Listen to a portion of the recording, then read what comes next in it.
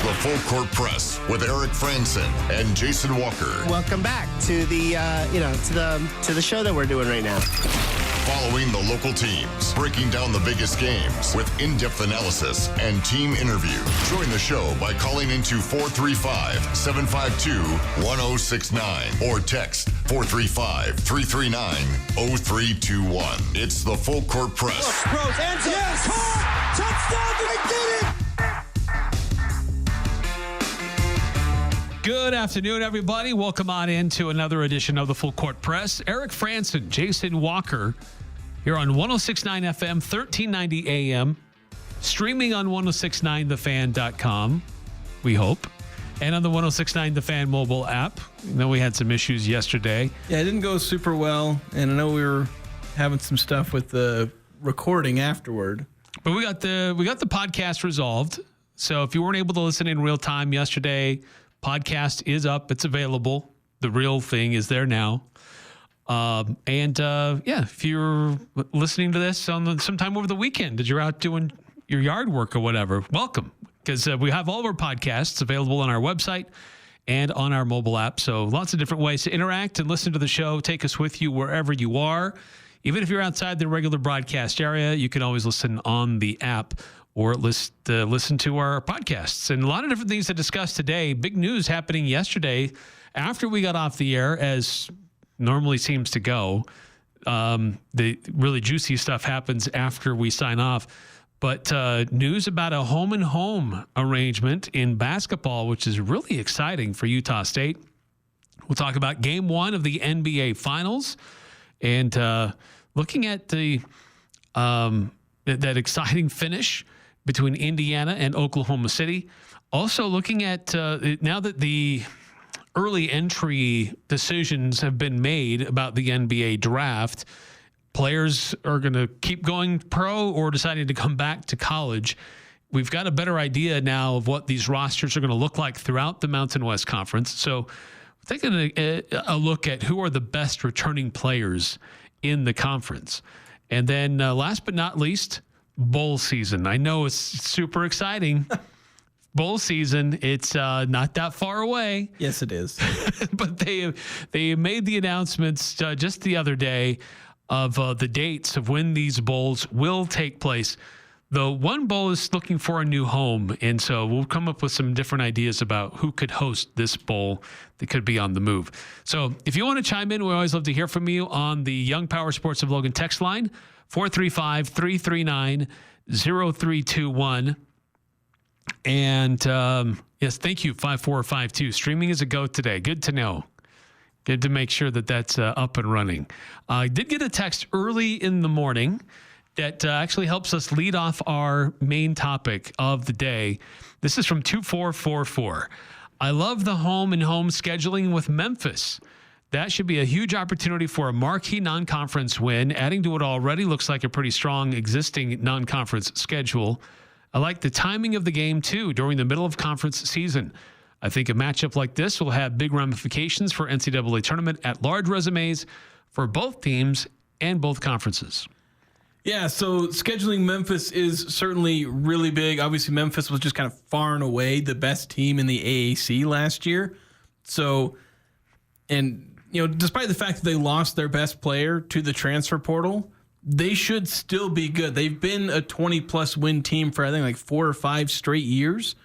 Last year was maybe a bit of a peak for them, but they've been a good team. They've had good players. You can say they've been a great team and had great players. They are one of the better mid-major basketball programs over the last few years. So it's a great team to be able to set up a home and home with. It's nice that you can get these set up because a lot of times mid-majors can be scared to play each other home and home.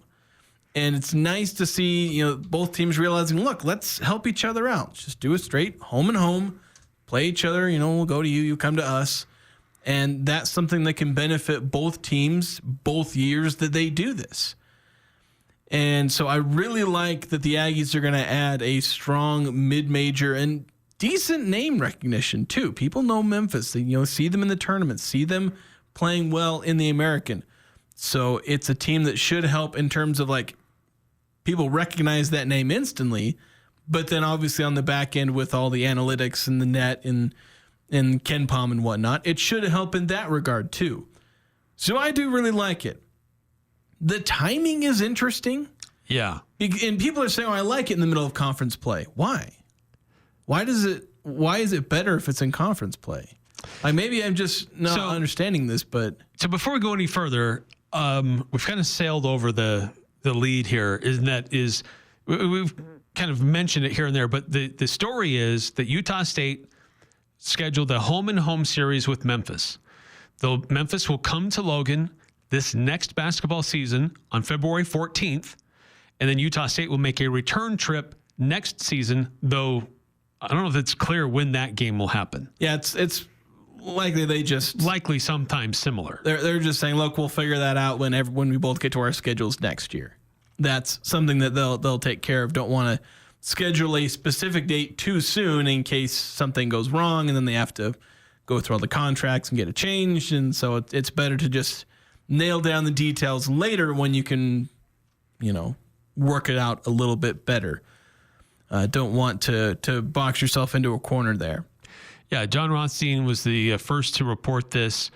This isn't anything official from either school, but it just says that there will be a return game at FedEx Forum during the 2026-2027 season. Yeah, and the full Utah State schedule should be getting released pretty soon. We were talking to Jared Calhoun late last month. He said, look, we're expecting it to come together pretty soon. They felt like they were close. Yeah, they were working on that then. Yeah, I'm honestly surprised it hasn't come out based on the feeling we had in that conversation. But it's mostly just working out the paperwork at this point for a lot of different things. There were games that they wanted to be able to tell us about, but that they still had to figure out the paperwork for, so they can't release them yet. So it's something that will get taken care of in the near future. But this is just another indication of a game. But but as I was saying, like with the timing, that's one where, like, I don't see anything wrong with it. I'll just say that. There, the worst that can happen is maybe you don't get as much of a break during conference season, which that can maybe put a bit of a strain on your team. Perhaps that's the worst. That's the absolute worst thing that you can imagine about the timing of the game. Right. The only way this game happens in the middle of your conference schedule is that was a date that you had as a bye for your conference schedule. So Utah State doesn't get that break. So this is going to be on a Saturday in February, February 14th.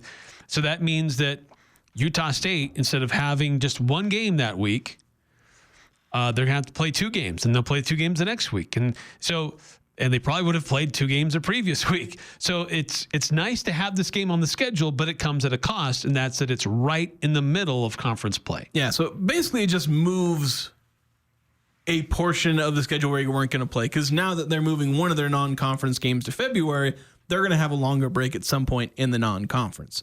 So they're just trading when they're going to have a bit of a break. So I've seen some people say that it's a good thing, and maybe I just need to have this explained to me where it's like, I don't see it as a bad thing. I don't see it as a good thing. I just see it as, no, it's a little weird. They're playing a non-conference game in the middle of February, almost a month and a half removed from when they'll probably play their final non-conference game. Well, their second to last non-conference game before they end up playing Memphis in February. It could create an interesting dynamic, though, because the one thing people talk about is, hey, maybe it's a boost to your net rating, which you could have got through a conference game. But yeah, it's nice, like where you get through your non-conference schedule, and if the Aggies do similar to what they did last year, they could be in a good spot. Then maybe they'll be slipping a little bit. Maybe the Mountain West isn't having as good a year. They're like, need like bit more of a punch to get their resume up. Where the last few years, the Mountain West Conference schedule has provided plenty of opportunities to give the Aggies a bump in their NCAA tournament resume. That's how they've gotten into the tournament a couple of years, is by doing well in conference play. Last year was actually kind of the exception, where it was the other way around. Their non-conference got them into the tournament, and their conference play was just good enough. But yeah, it's kind of interesting that you end up in the middle of February, and it's like, all right, you get a win over a team like Memphis, be likely a quad 2 game.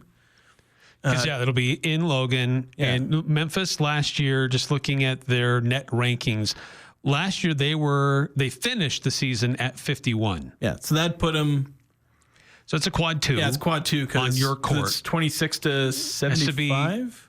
Yeah. Or 74. If they're top range. 75 on your home court, that's a quad 2. Yeah. If it's within the top 30, then it's a quad 1. Yeah, so it can get you most likely a quad 2 win in the middle of February, where when you get into conference play, quad 2, quad 1 games are not super common. They happen a little bit, but you can just get another quad 2 win, just bolster it a little bit more.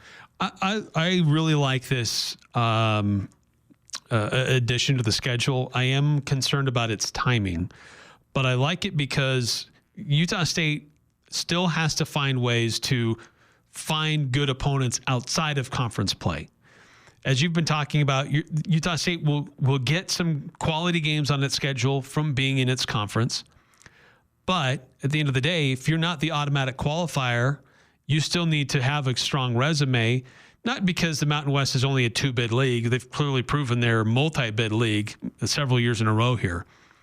But you want to get a good seed when it comes to the NCAA tournament. And you only get that if you illustrate to that committee that you're willing to go find good teams to play. And when you play teams that may not be as strong, you can beat them and play well in those games. So Utah State still has to go and find good opponents on its schedule, even though they're in the Mountain West and the conference is a good league and it's a multi-bid league.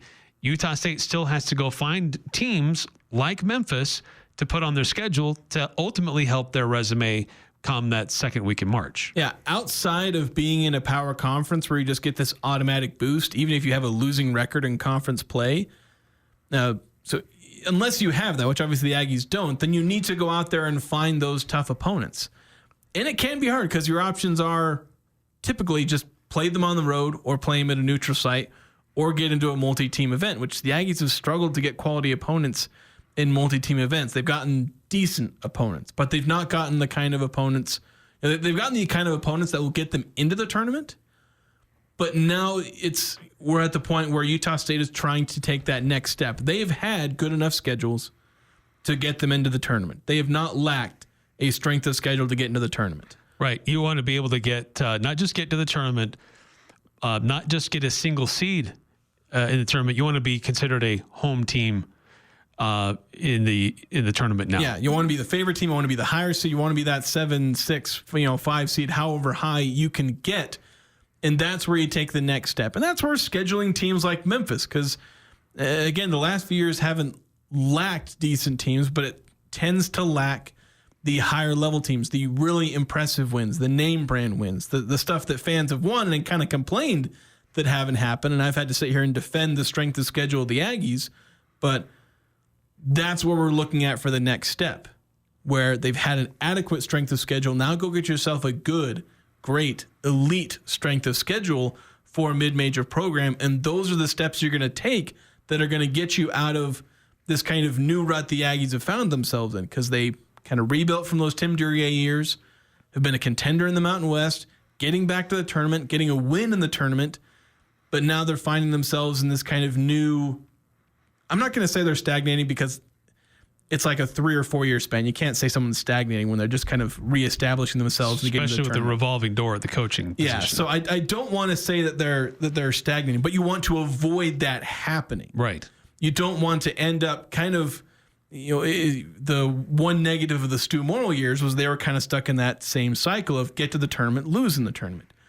You don't want to find yourselves in that same situation. And to do that, you got to go out, schedule yourself, not just for resume purposes, but testing yourself. Right. Yeah. Test your team, test your program. Stu Morrill had teams that were good enough to win multiple games in the tournament, but because they didn't schedule and play very tough teams earlier in the year, A, they weren't tested as a team to the same degree, but B, they were always stacked up against a who's who of blue chip college basketball programs. So it was a murderer's row every time they had to go to the tournament.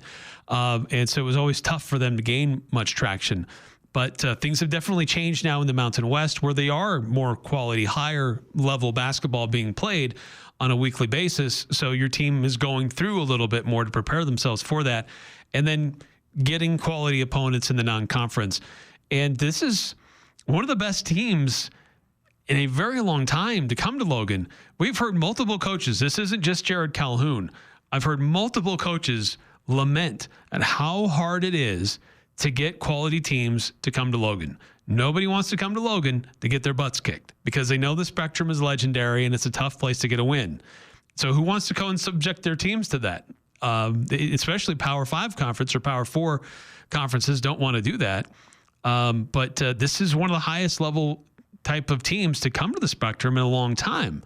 So this is pretty exciting news for USU. Yeah, and so it's something again that I dislike. That you can get a tough opponent and test yourselves. Ideally, get a win. You know, it's probably not going to be a quad 1 win, but it'd be good quality quad 2.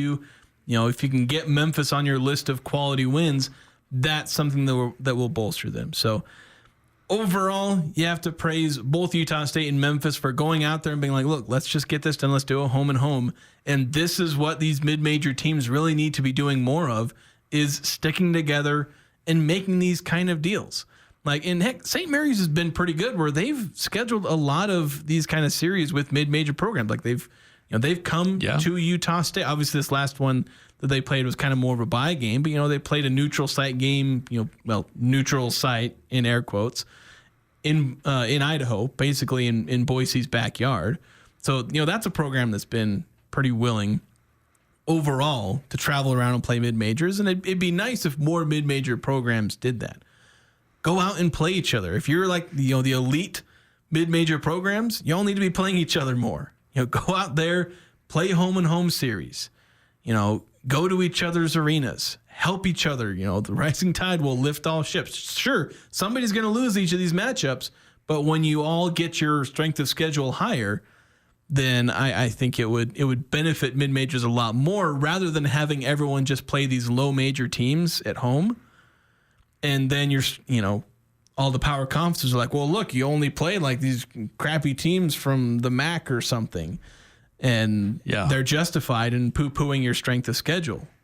So mid-majors ought to be scheduling each other more often. Yeah, I love it. 9315 on the Young Power Sports of Logan text line. Utah State has won the best basketball coaches in the nation, and he's innovative. How many times have you seen a big game like that during conference play?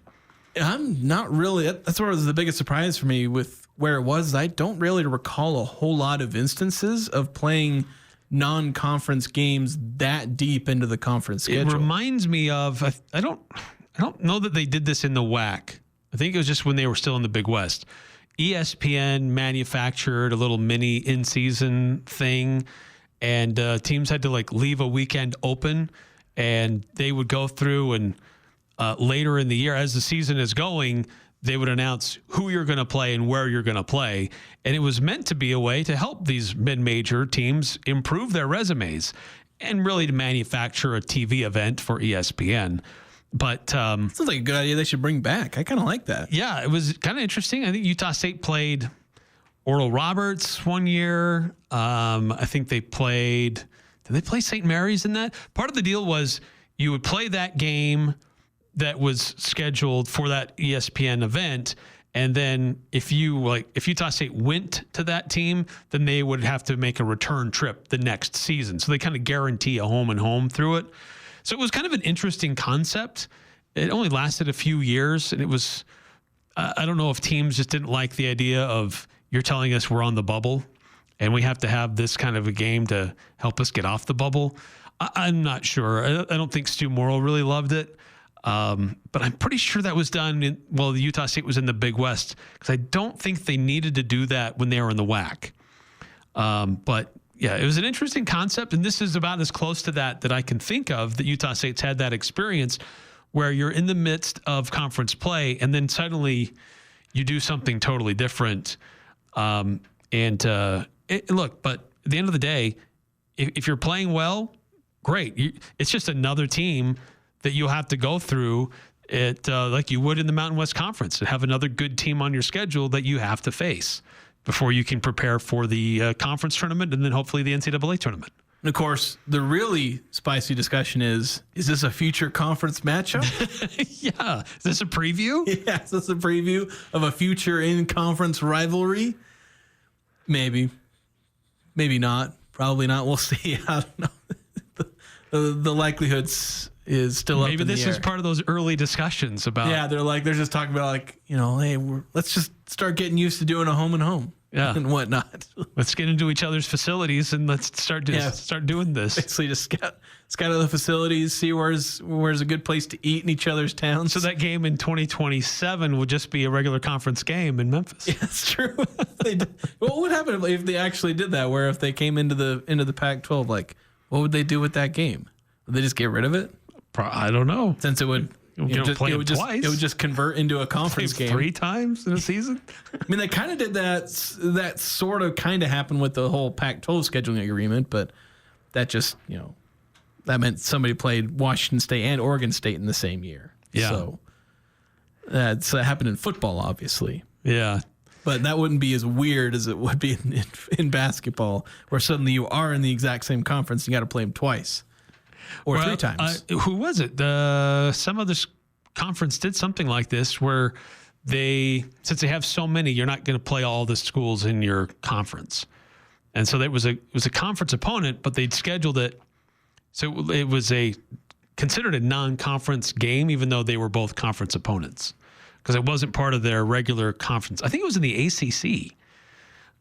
Anyway, we'll see. Well, wasn't it something? That's further down the road. I thought it was something where one of SMU, Cal, or Stanford, because they'd already had a schedule, and then wasn't it something like that where there was conference realignment and they called it a non-conference game, even though it was in the conference, but that wasn't part of their schedule. I don't know. It's a whole lot of confusing stuff, and we're really riding on the edge of our memories here. So that's true. Why don't we go ahead and take a break? We come back. We'll talk about we'll keep on talking basketball. Who's the best returning player? Keyword returning player, not incoming transfer. Best returning player in Mountain West. We'll talk about that next here on the Full Court Press. This is Catherine Buse with Cache Valley Bank, and we understand that concerns about fraud can weigh heavily on you. Your peace of mind is important to us. That's why we're committed to looking out for you and your family. Our team keeps a vigilant eye on your account. If you ever have concerns or need support, we're just a call or visit away. Whether you need advice or just someone to talk to, our friendly staff is ready to help. We're more than just a bank. We're your neighbors, and we care about your security. Visit your local branch today. Cache Valley Bank, member FDIC.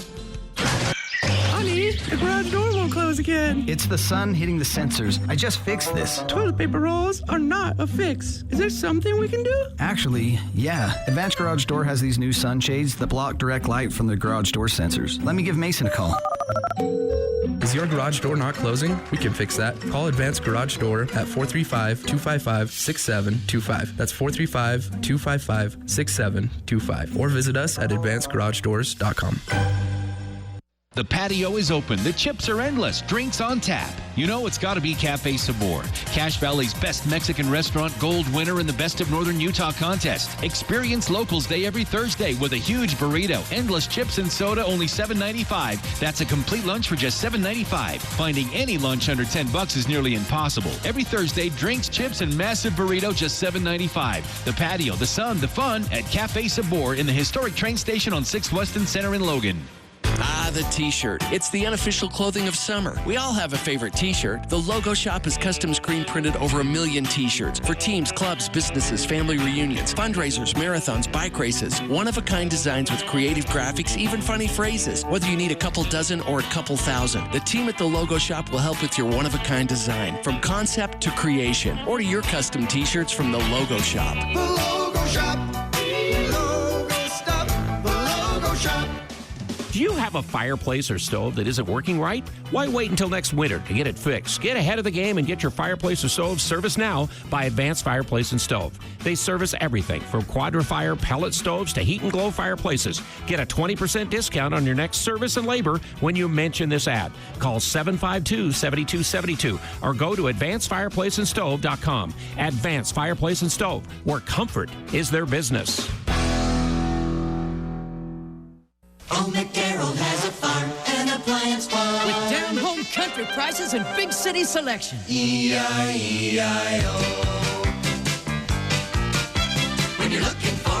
friendly spot to drive a little and save a lot. Hey, old Nick Darrow has a farm, an appliance farm. Darrow's Appliance. No overhead, but lots of country charm. See Darrow's Appliance in beautiful downtown Benson. Northern Utah and Southern Idaho's home for sports. It's the Full Court Press on Sports Talk Radio, 106.9 FM, 1390 AM. The Fan.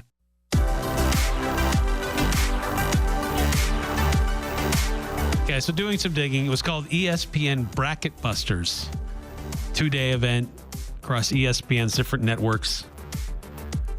They announced matchups in late January and then played games in about a month later in late February. Yeah, that's something they should really... I wish they could do it again. At least, if not something like that again, just like I said, having mid-major teams just working together to play each other. Home and home. Not some weird neutral site thing because you're scared of going to the other team's, home court. Mind you, Utah State has that too. They really hesitate to go to other, people's home court because, they're not super keen on it as well. Sometimes they'll do it. Obviously, everyone, kind of does it eventually, but playing true road games in non-conference, like nobody really seems to want to do it. But just go do it. Go play road games. Especially if you win them, they look amazing on your resume. And if you lose them, they don't even look that bad. It's like, oh, you lost, but okay, it was on the road and it was only about like 5 points. And it was early in the season, so whatever. Like, just go play home and home games with all these mid-major teams. The power conference teams, they're scared completely of the mere concept of playing a mid-major team.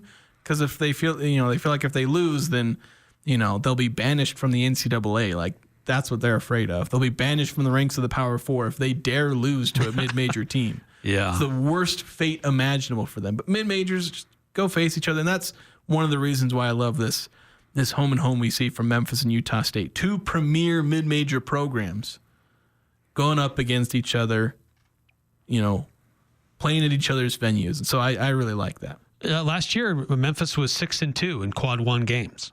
Yeah. So they had a 50 or 51 net ranking, but they had a solid resume. Yeah. And that's like Utah State has had some games that they've played here recently that have certainly helped their net ranking, but they're not really like name brand schools. Like, oh yeah, that school, I recognize that school. They're normally pretty good, which for the casual observer, there's schools that are like, I didn't realize they were that good. Memphis, a lot of people recognize Memphis as a normally pretty solid basketball program. So if you beat Memphis, that's going to look good on your resume. Yeah, and you have a combination of, obviously, with the NCAA tournament, a combination of metrics that do not care about name brand. They care about how good you are. So yes. Things like the net and Ken Palm and all those, they care about how good the teams are. And Utah State has satisfied those metrics pretty darn well. The net has loved Utah State for years. Yes. Ken Palm has been okay. ESPN hates anyone that isn't a power conference, so whatever, I guess. But they still do okay in that metric. Because of elevation. Yeah, basically elevation. I think it was like KPI, or there's another one that had like the Aggies top 10 one year for a little bit in the season. I can't remember if it was KPI or if it was someone else. But like a lot of those computer metrics, like the Aggies, at least well enough. But the selection committee are all human. They're not a bunch of robots. And some of them like to, they get their team in. I'm not pointing fingers, but North Carolina's AD knows who he is and the fact that he got North Carolina into the tournament by virtue of his influence. But, with that human committee, they're gonna look at those computer metrics, obviously, but they have their own thoughts on in how much they rely on those metrics, and then they're going to fall back on their own view of things, which is going to include looking at the list of names you beat. Who are the teams you beat? And if it's teams like North Texas and St. Bonaventure, sure, the net liked those wins and how much the Aggies beat some of those teams by in the non-conference. But the selection committee isn't going to be as impressed. So while they may put you in because the net and Ken Palm liked you enough, you're not going to get as high of a seed because a human selection committee isn't going to put you as high. And so that's where, again, you slowly build your resume better and better and better to not just satisfy the computer rankings, but to satisfy the human selection committee and all their biases. Because there might be a way to manipulate the computer rankings, but yeah, and you have to play this game even more so because the Aggies don't get the benefit of the doubt of being in a power conference. Because if they were, then that'd be they'd be a head up there. Because if you have an iffy non-conference or something like that, but you're in the Big 12, it's like, oh, well, you're in the Big 12. You get the benefit of the doubt. The Aggies get none of that. They get none of the benefit of the doubt. So again, while they've done plenty to get themselves in the tournament, it's games like these against Memphis that are going to help them get better and better and better to ensure that they can get a better seed and get a better chance of winning not just a game, but get to the second weekend in the NCAA tournament. What is the Utah State team going to look like next year? And we've been talking a little bit about the Aggies and their roster and what that's going to look like when Memphis comes to town. Jason, you did a player profile on Luke Kearney today that published on Cache Valley Daily. For those interested in the Air Force transfer, really good detail there. But let's look at some of the top players in the conference overall. And Mason Falslev is a returning player. How does he rank among other returning players in the Mountain West Conference as we kind of look at what next season could look like throughout the conference? And yes, there are some interesting transfers coming in, but let's focus on those that are returning, guys that we've seen with their respective teams that we know are coming back. Mason Falslev has to be near or at the top of those experienced players coming back, but who else could be out there that is worth paying attention to? Yeah, so I'll have some written content on this over the weekend. We'll have a chance to review that on Cache Valley Daily. But for one, when we talked to Jared Calhoun, he said, look, the two guys to be watching out for are Mason Falslev and Magoon Gwath. Now, he said that before Miles Bird had made his decision to come back, or I imagine Calhoun probably would have thrown his name in there as well. Mm-hmm. And so to me, if you're looking at returning players, those are the three that I think you're looking at the most. Mason, because Mason is the highest, most productive returning player, and it's not even a question. Highest returning points, and I think he's second in returning rebounds. He's first in returning steals, led the conference last year in steals. And so he's obviously the leader returning there. And I think he's second in assists, only narrowly behind Drake Allen.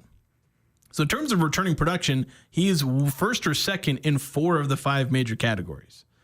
So he is very clearly the top returning player in terms of production, and a lot of advanced stats have him, some of these catch-all, like win shares or box plus minus or whatnot, they'll have him as the top returning player.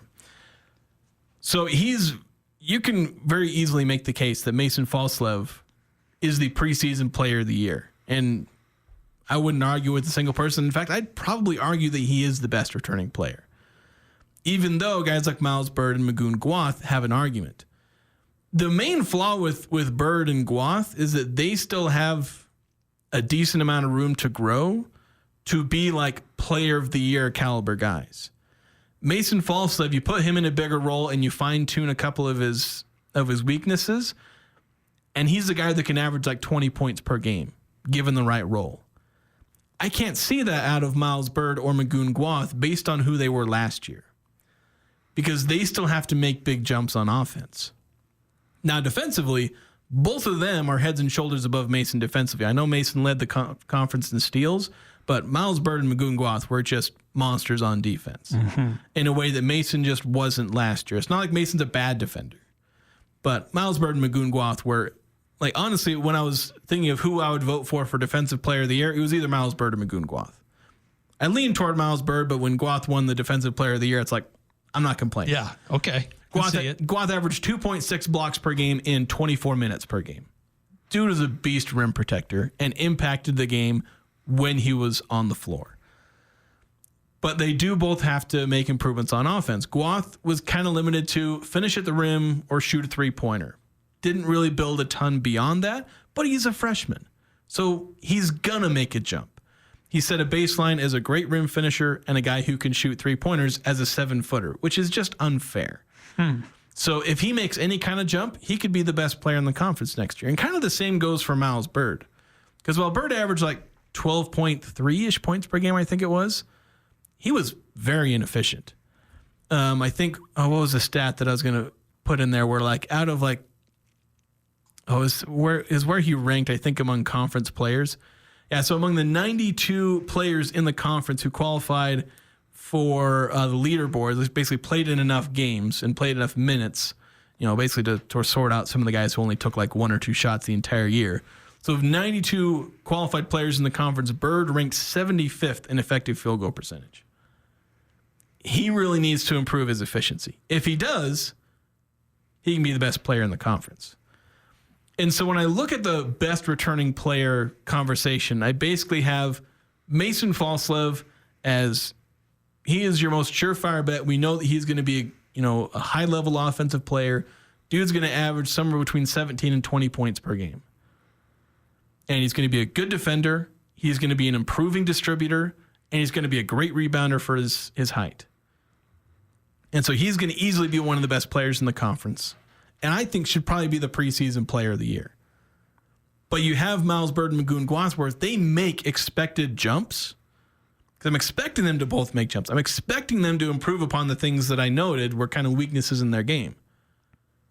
If they do that, it's going to be a really tight 3-horse race for player of the year. Yeah, because they all three of those guys, they're really well-rounded in their aspects of how they approach the game. Because we've seen before where a player of the year is maybe a little bit known more for his offensive prowess, right? This is a guy who's always going to go out there and score 20 points and dish 8 assists, and it'll really be a scoring nightmare, or somebody who scores and helps the other team, the rest of his team offensively. But what we see with these guys is they're good offensively, but they're also really strong defensively. And so when it comes down to it, the preseason player of the year discussion it's going to be with those three guys primarily. There might be a transfer in, the Boise State UCLA transfer could be part of that discussion, perhaps. There's a few other transfers that might be part of the discussion, but what people will know and be more aware of is the guys that are coming back that have proven to be guys that can compete at a very high level with their current schools. Yeah, I don't see any transfer really for a long time, if ever, being a preseason player of the year. Mostly because the Mountain West isn't going to land, and even when you look forward to the Pac-12, I don't think they're going to land such a high-level transfer that they're going to be considered the best player going into a season. Now, obviously, by the end of the year, transfers can very easily win player of the year. We obviously saw that with Great Osabor. Heck, Jaden Ledee wasn't a transfer of the year. He lost out to Great Osabor. Who are the transfers that have won Mountain West Player of the Year? I can suddenly only think of Great Osabor. I'd have to look at the list. Well, I think it'll happen again. There'll be some transfer that wins Mountain West Player of the Year at some point again. That wouldn't be the craziest thing ever. To be honest, what may end up holding back any San Diego State player from winning Player of the Year is that they're going to have several players that kind of feed off each other, or really kind of sap some of their production that tends to allow you, because Donovan Dent scores 20 points per game and averages 6 or 7 assists or something like that, and that gets him Player of the Year. But Miles Bird is also going to have Reese Waters on the team, also Magoon Gwath. But at the same time, as much as that may end up sapping their production, the thing that could end up helping San Diego State, this is so they have one thing that could go against them, but one thing that goes for them is the fact that the Mountain West coaches pretty much exclusively, and now they technically have the media helping out in a partial sense with the Player of the Year award as well, but they pretty much exclusively go for the best player on the team that wins the regular season championship. On the best team, yeah. So that could end up deciding an end-of-season award. It's like if Utah State and San Diego State are the top 2 teams, then you'd be looking at these three players probably as these are the guys that are contending for Mountain West Player of the Year. But I'm really excited because even though the Mountain West lost a lot of its all-conference players, like Miles Bird, Mason Falslev, and Magoon Gwath are the only returning players who showed up anywhere on the Mountain West Awards last year. As Gwath was named all-defense, or excuse me, he was named all-defense, but defensive player of the year. Yeah. And then Falslev and Bird were both on the second team all-conference. I think, was Bird also all-defense? I can't remember, but I don't know why Magoon Gwath wasn't on any of the all Mountain West teams. Your defensive player of the year isn't one of your 15 best players in the conference, I guess. Nobody cares about that half of the court, I guess. But yeah, like while these three are the only ones returning that have that distinction, the same was true when we were in the last offseason, pretty much. Because there were only like a couple who were returning from that. I think Donovan Dent was one of the few players who'd had any all-conference. I think he might have been like third team or something like that, or he may not have even shown up on it all. Like Ian Martinez, I think, showed up on like second or third team or something like, or maybe he was honorable mention. So there's going to be a host of new stars. These guys will headline things in the short term because these are the known commodities. And in my article, I kind of just throw out a few names. I throw out some other returners to watch for that I didn't feel comfortable putting in the preseason player of the year. And then I think I have like 5 transfers to keep a heads up on, partly because of their talent, but also partly because of I'm expecting them to jump into a big role and produce early on. And so they're guys that could become stars as transfers pretty quickly. So that's kind of the lay of the land as I see it. I'm sure it's a debate that will heat up. I'm sure there's already been some debates that I've been seeing on the good old X Twitter and on social media about who's better, Miles Bird, Mason Falslev. Nobody's really put up Magoon Gwath for that conversation, even though I think he deserves to be in that conversation. At least in the conversation. Yeah, he should be. He should be in the conversation, even though I would. That's how he impacts the game. Even though I would lean toward Mason Falslev at the top, and again, I lean toward Miles Bird as a more impactful player, but of those 3 players, Magoon Gwath honestly has the highest ceiling in terms of the NBA. So if that means anything to you, then take that into account. Magoon Gwath easily has the highest NBA potential of any of those 3 players. Yeah, that's true. All right, got to take a quick time out here in the Full Court Press. If you want to weigh in, there's still time. 435-339-0321. Express Tire, tires for less. In and out with zero stress. Express Tire, tires for less. In and out with zero stress. Located at 3200 North Main. When grid failures and severe weather cause power outages, your business might take a hit, or at home, you could lose your refrigerated food storage. Generac Standby Power Solutions help ensure an uninterrupted power supply. Generac is the #1 brand of standby generators. Get yours today from Golden Spike Electric, your trusted source for safety and security. Golden Spike Electric, powering your peace of mind. Online at gsegenerators.com or call 257-3016. They also service other models. Hi, this is Robbie with LSS Insurance. If you're about to turn 65, the Medicare phone calls, mailers, and emails can be unreal. Out-of-market telemarketers simply do not understand Utah, Idaho, or your individual situation. We have real answers and real solutions with local help. At LSS Insurance, we are your health insurance specialists. Call us 752-9493. Having local help makes all the difference, and there's no cost to you. Call 752-9493 or visit lssins.com. This is Jordan with Primrose Home Care and Hospice. As I visit with people on a regular basis, I see many things we can help with. Recent falls, balance training, knee, shoulder, and hip surgeries, memory loss, housekeeping, help with medications, and that's not all. We at Primrose offer the best care in any situation. A great example of this is our preventative care program. While working with your doctor and using our personal approach, we can help prevent many of these situations. For more explanation, visit primrosecare.com or call me at 787-1369. Primrose Home Care and Hospice. We're your home team. We all know moms rule the world, but dads are important too. Do something special for Dad this Father's Day. Pick him out a watch to fit his personality from Jerix. We feature watches by Citizen, Bulova. Or if Dad's into firearms, you have to check out our newest line of precision Glock watches. Or maybe your dad would like a tie bar, chain, bracelet, or how about a special ring with your name engraved on the inside? Let Dad know how special he is. Jerix Fine Jewelry. Make it special, make it Jerix. Copiers, printers, service, and supplies are just the beginning. Les Olson IT is the premier source for your business's structured cabling, IT, software, telephones, and security systems.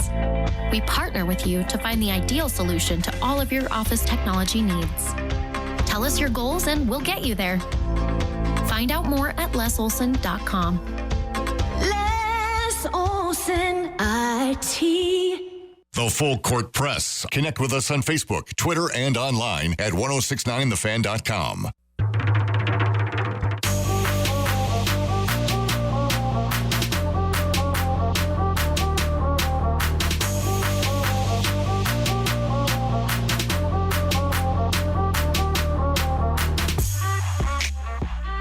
It's the ultimate summer kickoff on Saturday at Young Power Sports of Logan. It's the Young's Community Day from noon to 4. There's going to be food. There's going to be prizes, music, test rides, games, special deals. Go check it out. All the fun and all the different vehicles and models that they have, from different vehicles, makes and models to the power sports stuff, trucks, motorcycles, side-by-sides, even tractors. So go check that out. They're even giving away a free Blackstone griddle. That's at Young Power Sports of Logan from noon to 4 tomorrow. And they sponsor the Young Power Sports of Logan text line. Did get one text in, 3714. How will the herd treat Penny Hardaway? I'm sure they'll find something. Lots of love. Yeah, I'm sure there'll be a lot of Penny. It's something that, again, you can trust the herd to be creative in their attacks. Yes. Boy, what a game one in the NBA Finals last night. Oklahoma City led for all but 0.3 seconds of the game. Indiana struggled for a good chunk of it. Lots of turnovers. I mean, the big storyline going into halftime was how many turnovers they had and were they going to hit a new NBA record. But despite all of that, they had some solid defense of their own and kept giving themselves a chance to stay in it. Timely shots from Obi Toppin, Miles Turner, Nembhard, and then certainly just the fantastic play again by Tyrese Halliburton, ended up getting them the win. Yeah, you got to be able to close out teams in the playoffs. And the Thunder, for as spectacularly as they played for much of that game, they didn't hit the shots they needed to. They missed several clutch shots. They just about sealed up because they had a couple of clutch defensive plays. They had some spectacular blocks down the line and stops, but they didn't then get the shot on the other end. And so if you leave the door open for the Pacers, even if it's open by a tiny little fraction, we've seen this in the playoffs 4 times now, you have to slam the door in their face, bolt it shut, and then set the door on fire, build a new door, slam that one, reinforce it with another steel door, and then put a boulder in front of it, and that might keep the Pacers from winning a game. I mean, there were multiple instances in the last few minutes where I thought, Indiana is like getting this uncomfortably close. Within the last 5 minutes, it was starting to get to a point where it could have been anybody's game. But 2 minutes to go, there were a few things here or there with Indiana and what Oklahoma City did. Thought, okay, the Thunder have kind of stemmed the tide here. They should be able to take care of business. But Indiana just kept coming. They kept shooting. They kept making plays and gave themselves chances. And now we know the result. Yeah, so the Pacers win game 1. But the most important thing, Eric, here that we need to note is that game 1, it was the lowest watched finals opener. Second lowest rate TV rating in the NBA Finals since they've been tracking it since 1988. So really, that's the only thing that matters. Nobody cares. The series, it's boring. Despite the fact that we had an amazing comeback and a game-winning shot with 0.3 seconds left, it was worthless. Nobody should watch it. It's boring. The NBA's cooked. just hang it up now. Hang it up now. Well, hopefully that exciting finish gives people reasons to tune in and give it a little bit more respect. I'm going to keep tuning in no matter how many. If there's only 4 million people alongside me instead of the 10 or 30 million that once upon a time watched the NBA Finals, I'm still going to enjoy basketball because I'm not a snob. That's true. I'll be there too.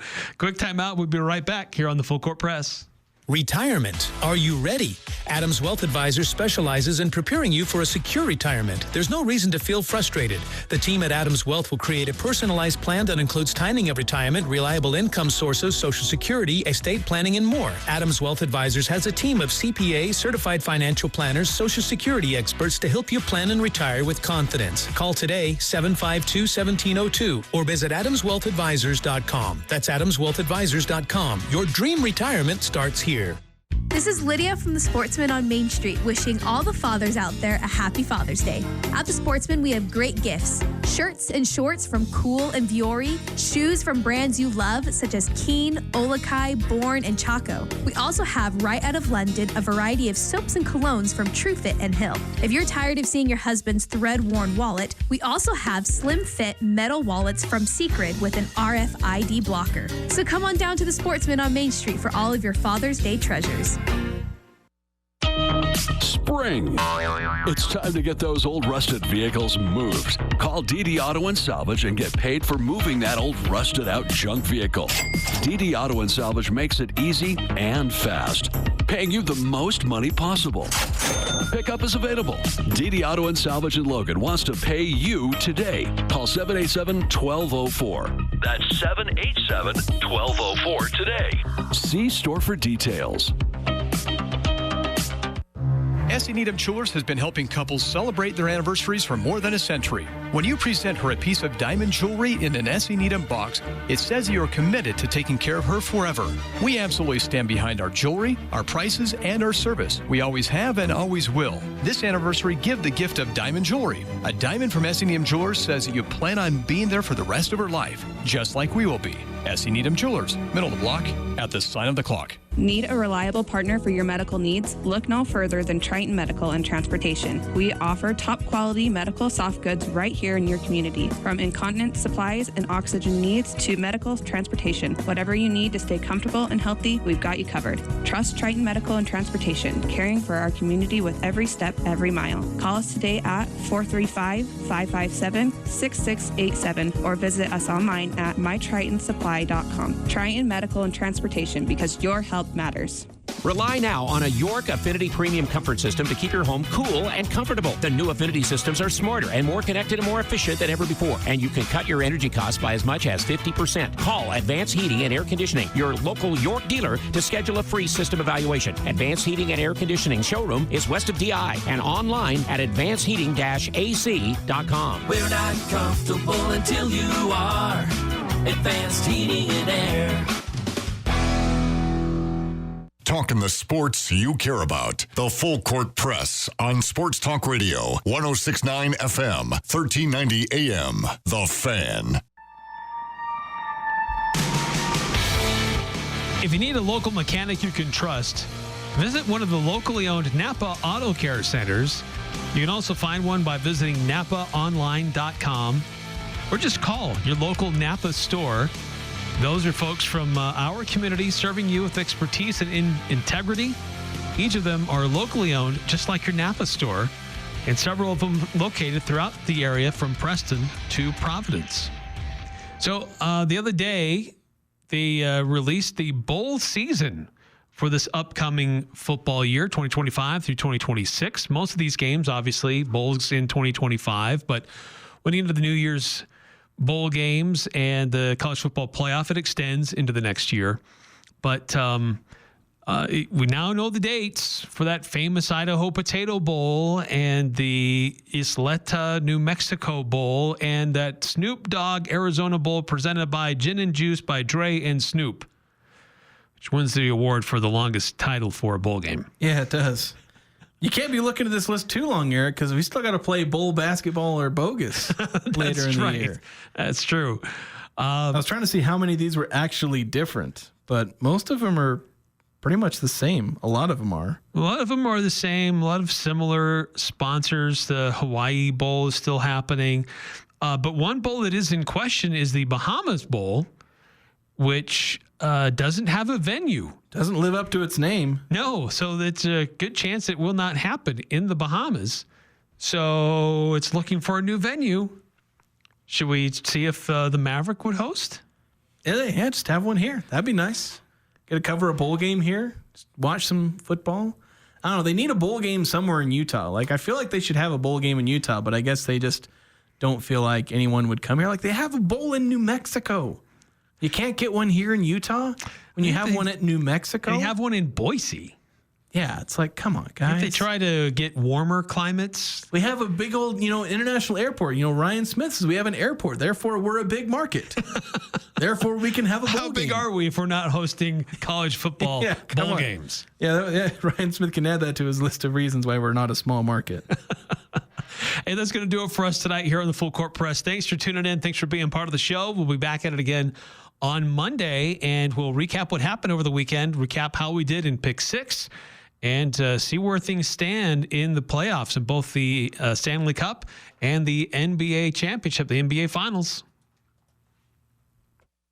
I'm Dan Patrick, and this is Above the Noise. If Game 1 of the Finals taught us anything, it's the Indiana Pacers didn't travel to OKC to be extras in the Thunder's championship run. The Pacers stole one on the road, and they didn't play well at all. 25 turnovers, 10 fast break points, Tyrese Halliburton 14 total points, and yet, when it mattered most, he hit a shot that sealed it. This isn't panic time for the Thunder. Not yet. OKC is deep, well-coached, and too talented to crumble. But if this series was supposed to be a formality, Indiana just rewrote that script. The Pacers didn't play their best basketball, but they still walked away with the win behind enemy lines. If that's Indiana's baseline, what happens when they actually play a clean game? The Thunder may still win this series, but last night they looked vulnerable. The Pacers didn't just survive Game 1, they landed a punch first. And now the pressure shifts to OKC, and the Thunder know it. I'm Dan Patrick, and this is Above the Noise.